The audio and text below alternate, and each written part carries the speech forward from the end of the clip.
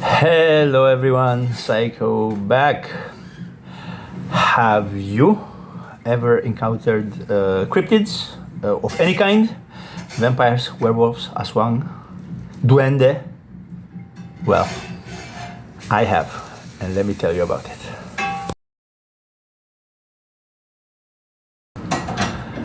Welcome back to my channel. I am Xyco, your bad influencer. I'm telling you things you don't want to know and showing you things you don't want to see. So today I'm going to tell you guys my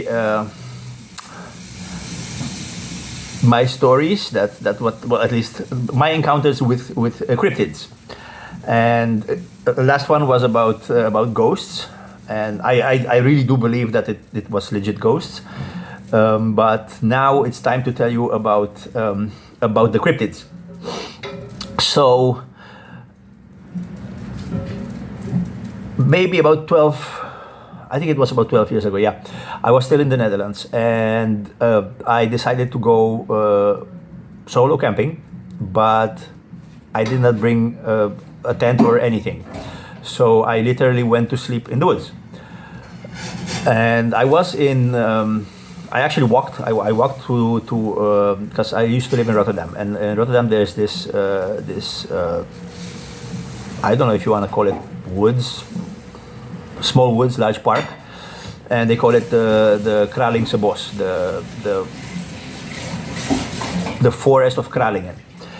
So I went there and I set up camp, and I had a small can, well, it was a large can actually, to make fire in, because I didn't want to risk a forest fire. So I brought everything I needed. I brought some food, some crackers, some things, and enough water for the night.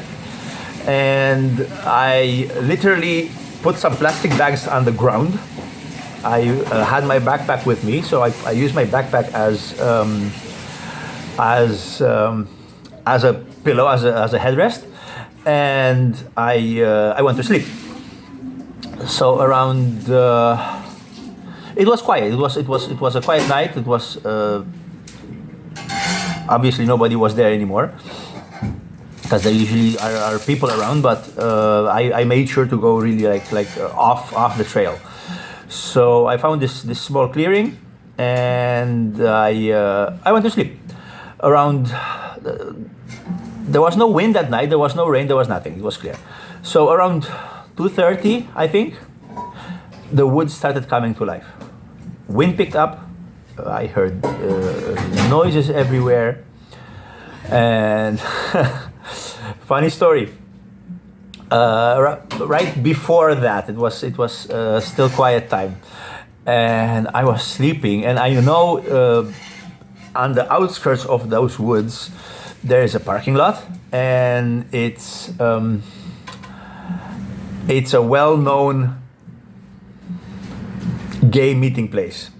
So I was not in the near there, but so I was laying down. It was all dark, and I hear this rustling in the bushes, not as in maybe about 2 meters away from me. So that's like what, 3 feet or something? And no, more than. It's about 7 feet away from me. So I hear like something moving. So I was like, I said, okay. At first I was thinking maybe it's nothing. Maybe it's just me. So I kept my eyes closed, and then I hear it again. And it was very clear because it was nearby. I hear it again. Something was moving. So I opened my eyes, and of course, being a woodsman, I know that, and having served in the military, I know that if you open your eyes wide at night, sometimes because of the glare of the moon, there wasn't much, because of course I was still in the woods, but I was just being careful.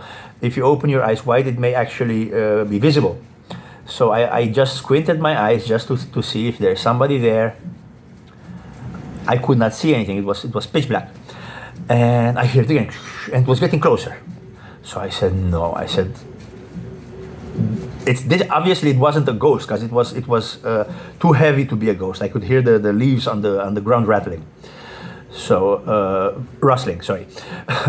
And so I grab my flashlight and I aim it to the bushes. And I turn it on. Of course, all I saw was the bushes, everything else around it, because of course when you have a beam of light, that's all that is lighted. The rest was dark. It actually became even darker all around that light. So I said, this is bad. So I turned off the flashlight. I was laying there, but basically looking the same way because I was laying down on my side. So it got closer again. I was like, my God. And about fourth or fifth time I heard this noise, it was so close, it was almost like in front of me. So I said, no, something is, I have to check.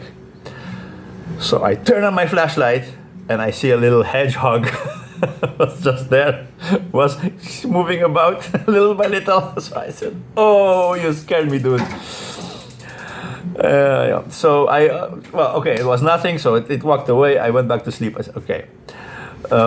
By the way, I was wearing a bandana because there were mosquitoes. There was a small creek not far from there, and I did not find a better place because I know, and it wasn't really running water. So obviously, static water, it attracts mosquitoes. It was summertime, and there were lots of. So I tie my bandana. I had a beanie hat, and I'm gonna show you a picture. That's gonna be my thumbnail. And I had a beanie hat, and I was wearing my sunglasses just to cover as much as possible of my face, without so the mosquitoes would not bite me. The next morning, I had mosquito bites right between my bandana and the sunglasses like this. I was like, what? They got me anyway. Anyway, so back to my story. Around 2:30 a.m., the woods came to life. The wind picked up and leaves are rustling, and I hear the trees moving, and I said, oh. So it woke me up. I couldn't sleep. And I felt like something was there nearby. So I woke up, I lighted the fire, I lighted in the can, and I decided to take a video for. I used to have an old YouTube channel before, don't have it anymore. So too bad the videos are lost. But okay, so be it.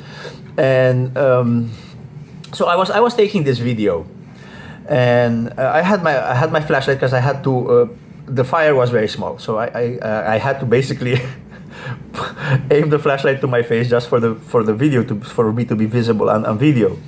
And let's say about 3-4 feet away from me there was a large tree, and I was not very far from the trail, from the path. So all of a sudden I hear this heavy footstep. It was like a male. It was something heavy, and it stepped on the leaves on the ground. So I hear the leaves. It was heavy. It was physical. So I aim my flashlight. I just see the tree right behind it, nothing. So I try to move my flashlight around to see. It had to be someone. It was too clear, and it really startled me. It was actually on video. Excuse me. So I aim it, nothing. So I finished my video and decided to go back to sleep because of course I had to rest, and turn off the fire. Went back to sleep around 3:30, and I of course I couldn't sleep because I was on the edge, but I saw nothing. Around 3:30, everything silenced. Everything went quiet. So I managed to sleep. I kept waking up though because there was something watching me, and I actually felt that presence. It was obviously right next to me, and I felt it behind me as I was laying down. I felt it, not like literally, but it was more on that side of me, and then it was on the other. It was circling me the whole night. So because you feel it when you it's like somebody's watching, it's somebody's there, and I felt because I was already on the edge, so my instincts took over, and the whole night it circled me. Around 5:30, it was still dark outside. I decided, you know what, that's it. I pack up my things. I made sure I left everything neat behind, because in the woods you don't destroy anything. You take what you need. You can use the branches, whatever you're gonna use for your fire, whatever you need, and you leave it neat and clean behind. Otherwise, things are following you, because of course the woods have protectors, guardians. And I believe this was one of those guys. I believe this was one of the guardians. So, because it did not attack me, it did not get close to me. It was just watching me. It was obviously a heavy presence, and it just wanted to make sure that I'm not doing anything wrong. Walked away. I went back to the path, and I started walking, not running, but I was pacing. And I really felt it behind me. I said so I turned around a few times just to make sure, but decided to just keep going, not look behind me too often, because I didn't want it to be alerted that I'm onto it. So I just kept walking. I walked out of the woods. I walked home, and I was okay.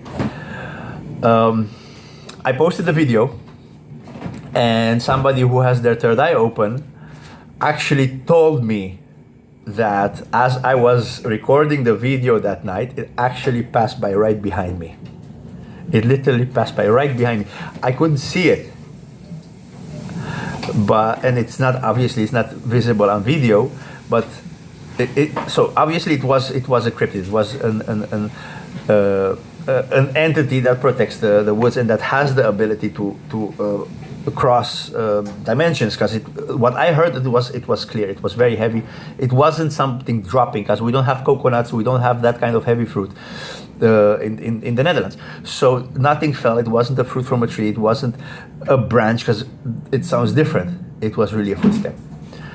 So that's one of my stories.